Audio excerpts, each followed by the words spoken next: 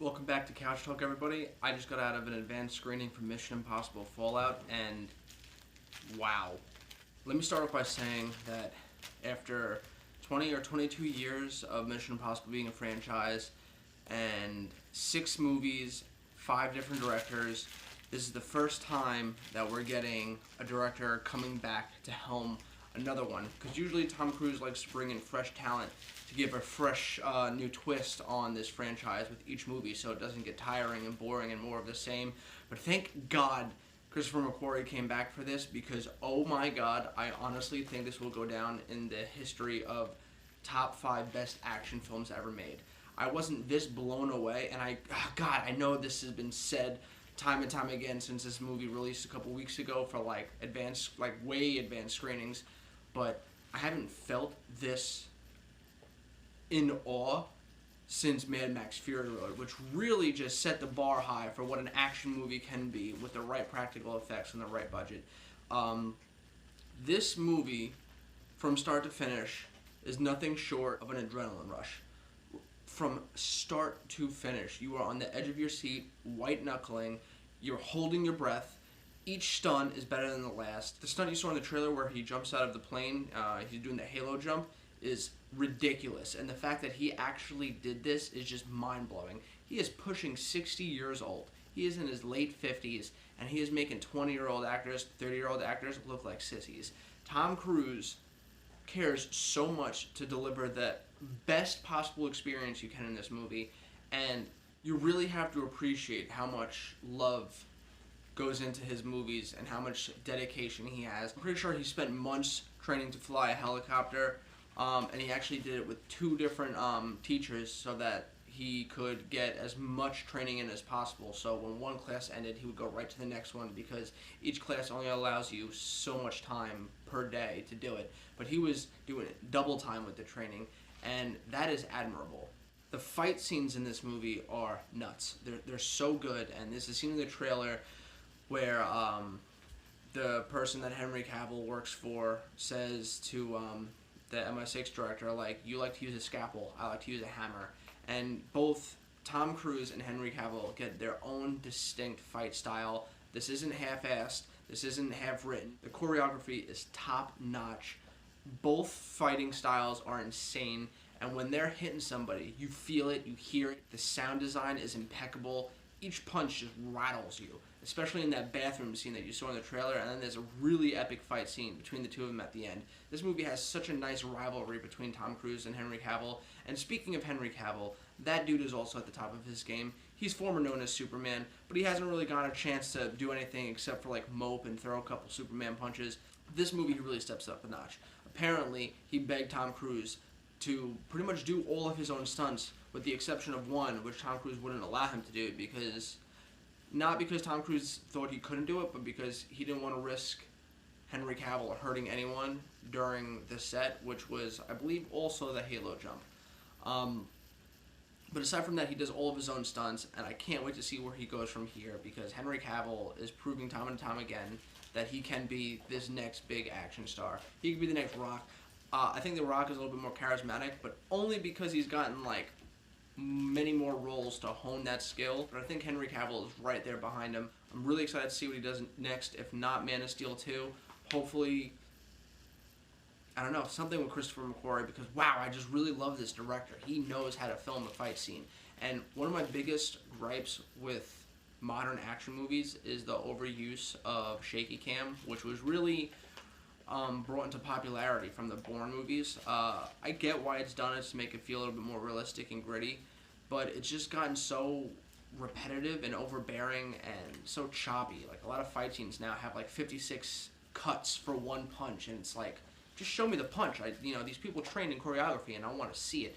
And in this movie, there's no shaky cam. There's no cuts. It's not a one take, but it gives you a big enough, wide enough frame that you can appreciate the fighting that's going into this. And it's not just the actors and their choreography. It's Christopher McQuarrie, again, back to him, and how he films it. It makes it look so real, and I can't recommend people seeing this movie enough. It's not just the action and the stunts either. It's also the movie itself and the story. Really good. There's a lot of twists and turns. Yeah, some of them are a little bit predictable, but after 6 movies in, you kind of start to get an idea of the beats that this movie takes with its twists. So some you could predict, some I didn't. But overall, I thought the story was really good. I mean, the villain definitely isn't just a paper-thin villain. He has a lot more to him than any other Mission Impossible villain yet. A little bit more than Philip Seymour Hoffman. But again, he doesn't really have a whole lot to do. But when he is there, he's a very powerful presence. Simon Pegg is Simon Pegg. He plays the same character that he's always played. He gets a little bit more screen time in this one than he does in the other ones. He's a little bit funnier, in my opinion, in this one than he was in the other ones. He's kind of honed that character pretty well. You know, he's been with the franchise for a long time now. And like I said, he gets a little bit more to do, and that's nice because I like Simon Pegg. All the other characters, like Rebecca Ferguson, she's at the top of her game here too. She's amazing in this one, just like she was in the last one. She doesn't have as much to do in this one as she did in the last one, but when she's there, she's a force to be reckoned with, including that newcomer. I can't remember her name. It's the blonde girl. She's Russian, I believe, but she is just... she's a badass. She is going to definitely be in more movies in the future.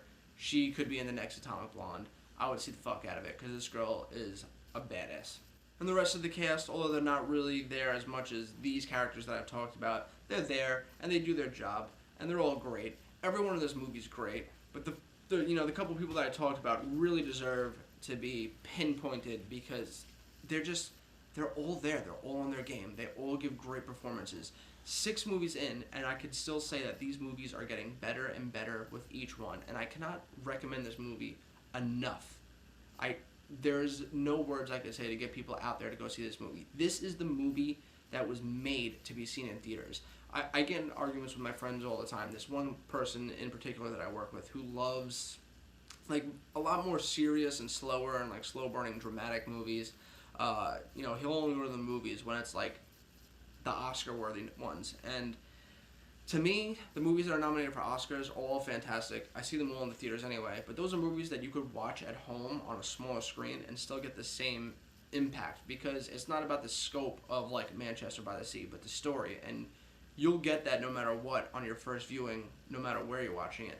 But a movie like this, a movie like Mission Impossible, you need to see it on the big screen, the biggest screen. See it on IMAX. You need to see everything this movie has. It is loud, it is obnoxious in all the best ways possible. It is just one hell of a fucking ride. Top 5, I'm gonna say top 3. This might definitely be in the top 3 best action movies ever created.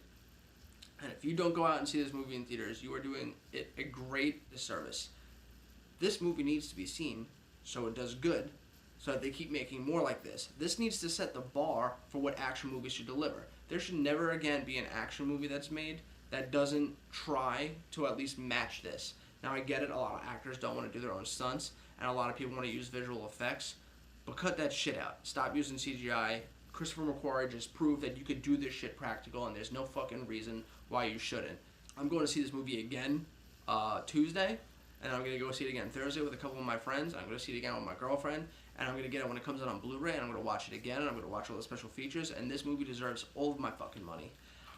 I heard rumors that Christopher McQuarrie is interested in directing a DC movie, and fuck, I hope he directs Man of Steel too, because he has a rapport with Henry Cavill now. They're apparently really close, and apparently he's been looking into it, but he's a little nervous because of the backlash that Rian Johnson got from the Star Wars movie, and he doesn't want to be the director that comes in next to helm a movie that everyone loves, and then he does something that people don't like, and then everyone's like, oh, fuck you, Chris McQuarrie. He's afraid of that. And I understand why, but fuck, I have so much faith in him to deliver such a good Man of Steel. Or apparently he said he might do the Green Lantern's Corpse, which, hell yeah, I'll take that too. I don't know how he's going to do it with practical, because apparently he likes practical shit. Same thing with Superman, but I want to see what he does. Anyway, I can't say any more without getting into details. Every scene in this movie is just incredible, and saying anything more than what I just said would be an instant spoiler, so I want you guys to go out and see it, and I want you to go in my comments down below and let me know, are you excited for this movie? Are you gonna see it? And if you see it, come back here and let me know what you think. Let's talk about it, and as always, catch you later.